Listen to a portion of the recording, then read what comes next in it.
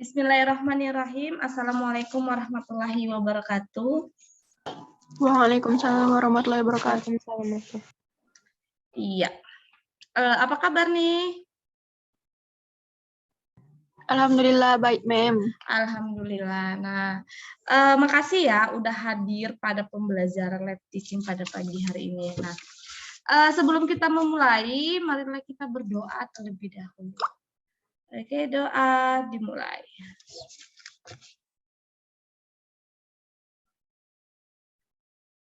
Doa selesai. Nah, sekarang kita ini membahas tentang KD 3.2. Nah, di mana isi dari 3.2 yaitu merancang karya tari. Nah, jadi pada pagi hari ini topik kita adalah mengidentifikasi pergelaran tari berdasarkan simbol, jenis, dan fungsinya. Nah, perhatikan slide-nya ya.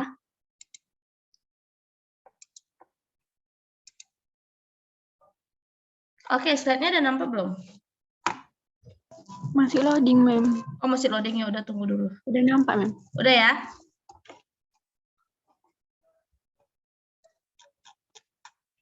Oke. Nah, pergelaran tari berdasarkan simbol, jenis, dan fungsinya.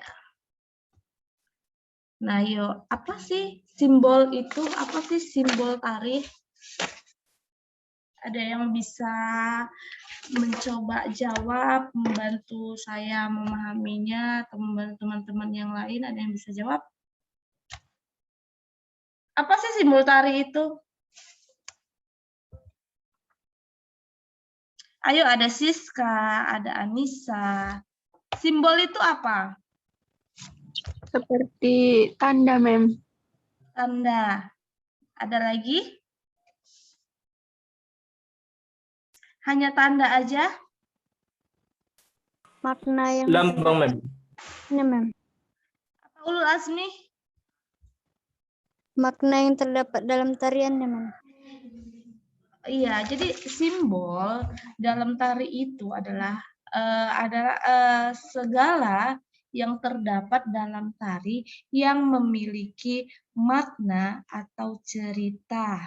Nah, kan ya penjelasannya. Nah, segala hal yang terdapat dalam tarian yang memiliki makna atau cerita dalam sebuah tari. Nah, di dalam tari itu sendiri, simbol itu ada namanya simbol gerak, ada namanya simbol tata busana, dan ada namanya simbol rias.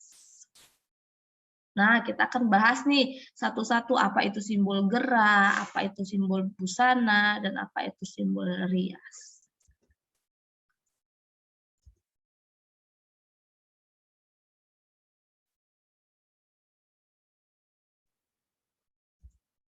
Nah, simbol gerak itu simbol gerak ada macamnya lagi, Nak. Ada simbol gerak kepala, ada namanya gerak tangan, ada gerak badan, dan ada gerak kaki. Nah, jadi apa itu simbol gerak?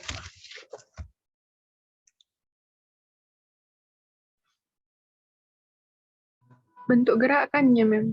Akan di dalam tari yang memiliki makna atau arti. Iya, jadi simbol gerak itu adalah upaya penyampaian sebuah pesan dalam tarian melalui gerakan-gerakan. Nah, inilah simbol gerak. Kita akan bahas satu-satu. Pertama adalah gerak kepala. Nah, untuk gerak kepala sendiri itu, nah perhatikan gambarnya. Nah, ini. Jadi gerak kepala itu ada gerak menggeleng namanya. Ada menunduk. Lalu ada menengok dan ada berputar. Nah, jadi di dalam tari kepala itu juga bergerak. Nah, inilah simbol gerak. Berikutnya ada namanya simbol tangan. Nah, untuk tari Melayu itu ada namanya gerakannya melenggang, ada gerakannya yang memutar, ada yang merentangkan tangan, dan lain sebagainya. Jadi, gerakan tangan ini juga cukup banyak. Nah, ini contoh-contoh bergeraknya. Ini gerak ngiting itu dari Jawa. Nah, berikutnya adalah gerak badan. Nah, gerak badan itu kayak mana, Bu? Nah, ini ya, ada yang membungkuk, ada condong, ada tegak-tegap, dan lain sebagainya. Inilah gerakan-gerakan badan atau bentuk-bentuk badan ketika menari. Berikutnya ada gerak kaki. Nah, gerak kaki itu ada berjalan di tempat, melenggang, dan lain sebagainya. Nah, jadi inilah simbol-simbol dalam gerak tari. Nah, untuk lebih memahaminya, kita akan melihat video pada slide berikut. Nah,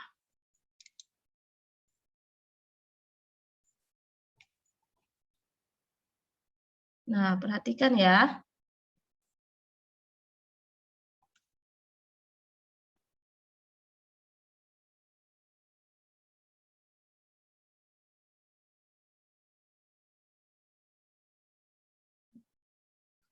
Oke, dari gerakan ini, apa yang bisa kalian ambil maknanya? Ayo, siapa yang tadi udah melihat contoh gerakannya? Di antara kalian, siapa yang bisa mengambil makna dari gerak yang ditampilkan dalam video tadi? Yuk. Yuk, siapa yuk?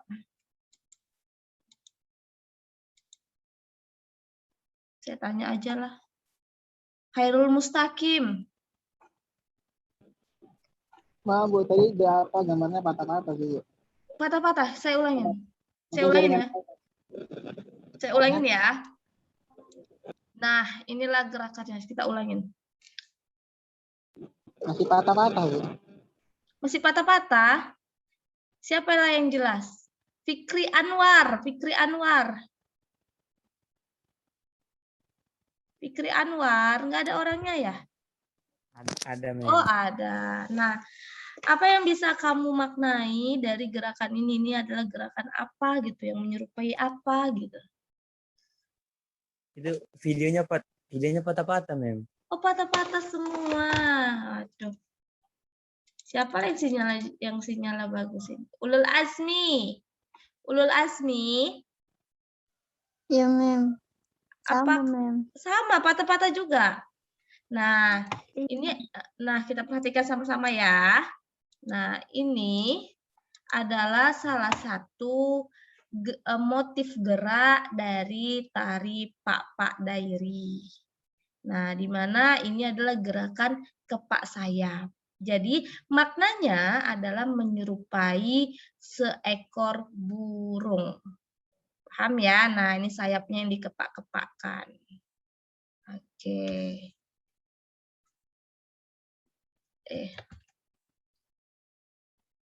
Nah, ini ada lagi nih contoh videonya. Nah, ini namanya gerakan kabang. Ini masih ditari Pak Dairi. Nah, jadi itulah mengenai simbol dalam gerak. Perhatikan tadi video yang kedua kan, kepalanya juga ikut bergerak, tangannya bergerak, kakinya bergerak, sikap badannya pun bergerak, dan lain sebagainya. Oke, berikutnya kita akan membahas mengenai simbol dalam tata busana. Nah, apa sih tata busana itu?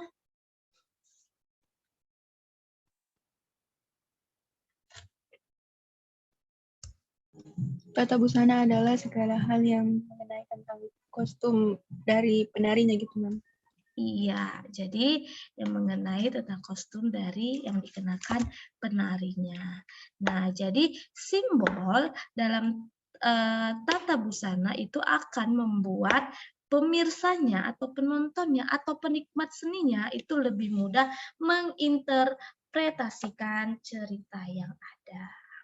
Nah, untuk di tata busana sendiri itu warna itu juga ada artinya, Nak. Nah, ada warna merah. Merah itu biasanya merupakan simbol dari lambang keberanian. Ada warna biru. Pernah nggak lihat baju penari warna biru? Nah, biasanya itu warna biru melambangkan kesetiaan. Lalu ada warna kuning. Nah, kuning ini menggambarkan keceriaan atau kegembiraan. Berikutnya ada warna hitam. Nah, ini melambangkan kebijaksanaan atau kematangan. Berikutnya ada lambang putih. Nah, ini melambangkan kesucian. Nah, jadi inilah simbol-simbol dalam tata busana. Nah, tapi apakah busana aja baju dan rok atau baju dan celana itu cukup dalam menari atau cukup menampilkan simbol dalam busana, simbol suatu tari tersebut? Belum, Mem. Mem. Ya, belum. Jadi busana itu harus dilengkapi dengan hal-hal lainnya. Nah, bisa jadi aksesorisnya atau perlengkapan-perlengkapan lainnya. Apa aja tuh?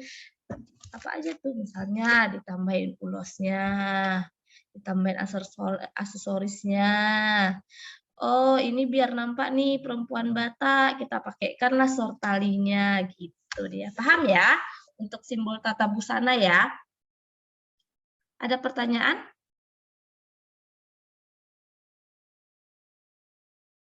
Mem, kalau misalnya warna kedamaian itu warna apa? Warna apa?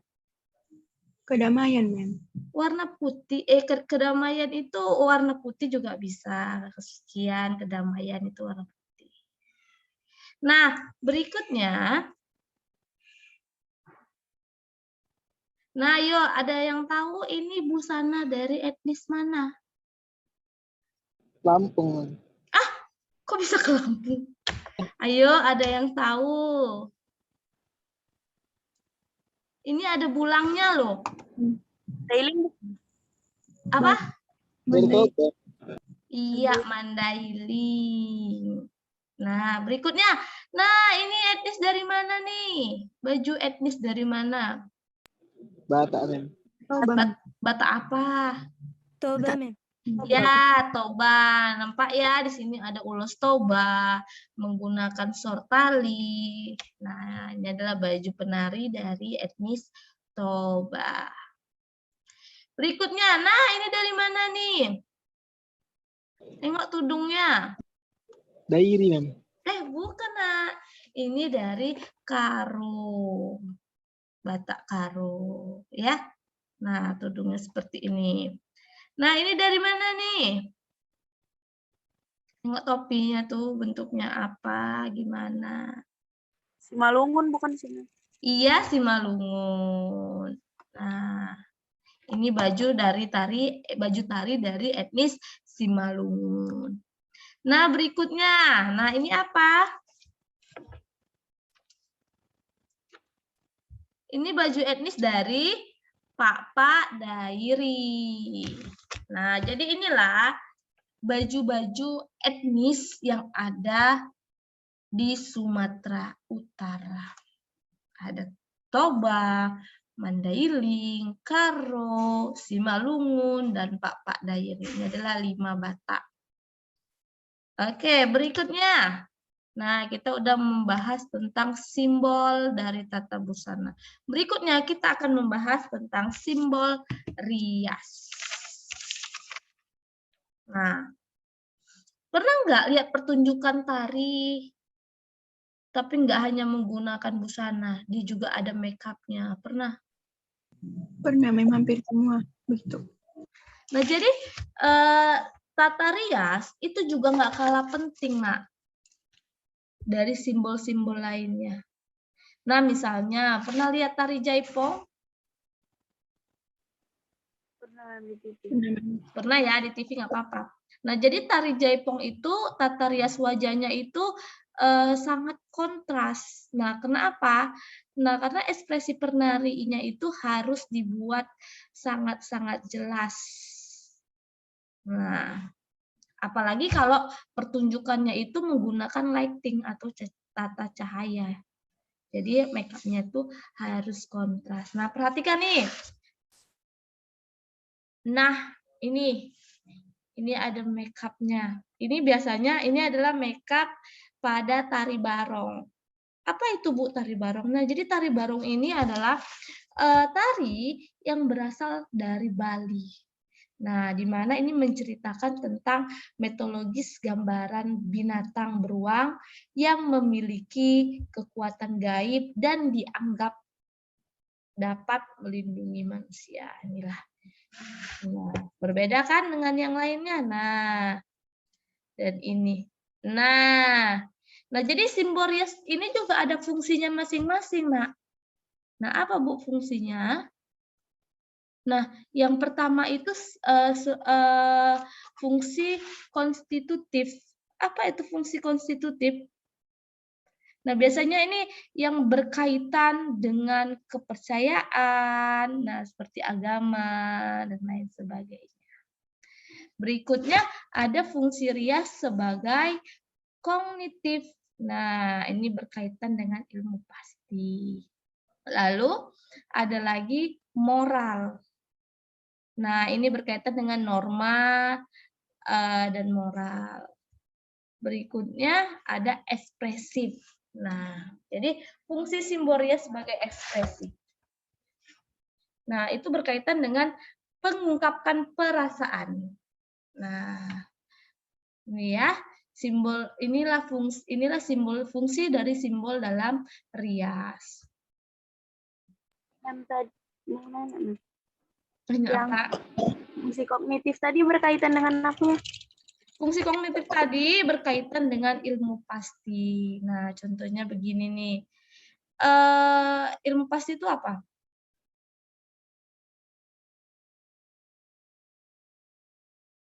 Fungsi kognitif berkaitan dengan ilmu pasti. Yuk, ada yang bisa bantu menjawabnya?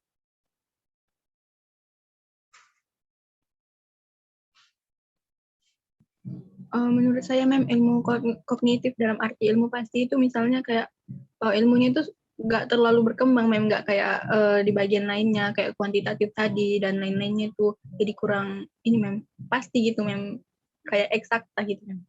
Kayak eksakta, ya itu riasan-riasan yang sederhana artinya ya. Nah, berikutnya kita akan membahas pergelaran tari berdasarkan jenisnya. Nah, sepertinya ini sudah pernah saya singgung ini. Jadi, pergelaran tari itu berdasarkan jenis. Yang pertama ada pergelaran homogen, ada pergelaran heterogen. Apa itu pergelaran homogen? Nah, jadi pergelaran homogen ini adalah pertunjukan satu jenis karya tari. Nah, contohnya pergelaran tari klasik aja, lalu atau pergelaran tari modern aja. Nah, nggak boleh tuh dicampur sama tari klasik, nggak boleh ya. Begitu juga dengan yang heterogen. Nah, jadi pergelaran heterogen itu adalah pertunjukan beberapa karya atau pertunjukan campuran. Bisa tari klasik dicampur dengan kontemporer atau dicampur lagi dengan modern, boleh. Nah, paham ya?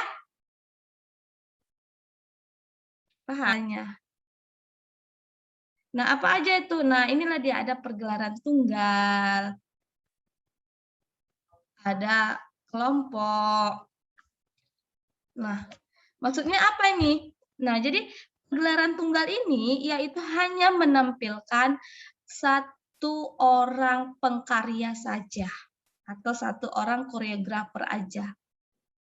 Nah, sedangkan pergelaran kelompok ada beberapa koreografer di dalamnya yang melakukan pergelaran karya. Bisa dibedain ya?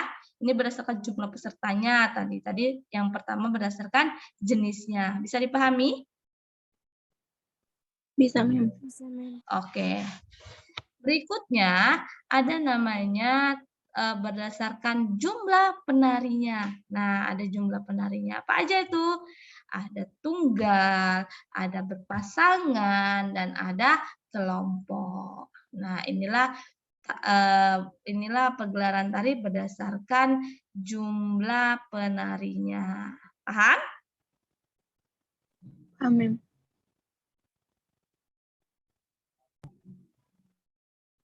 Nah, fungsi pagelaran. Nah, jadi pagelaran itu juga memiliki fungsi.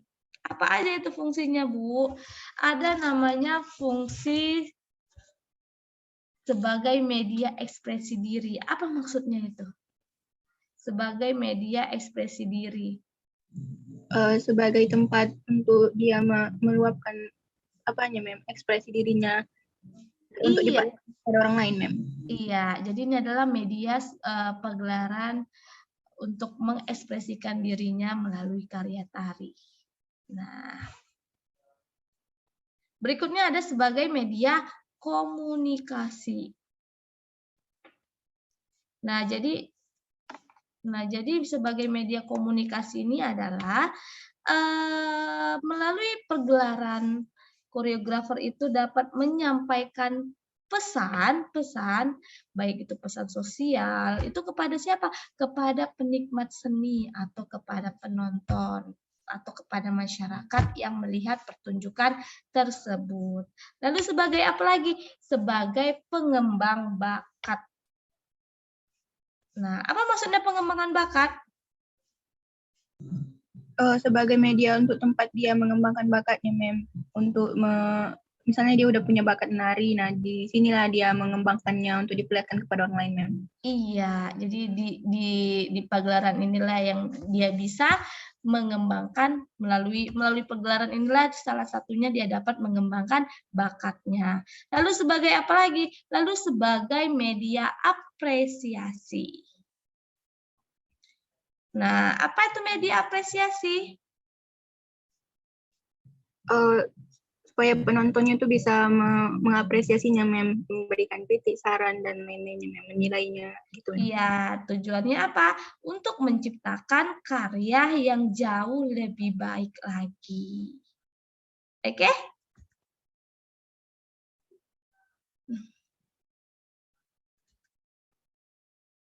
Oke, jadi itulah materi kita mengenai simbol jenis tari dalam pagelaran. Nah, oke.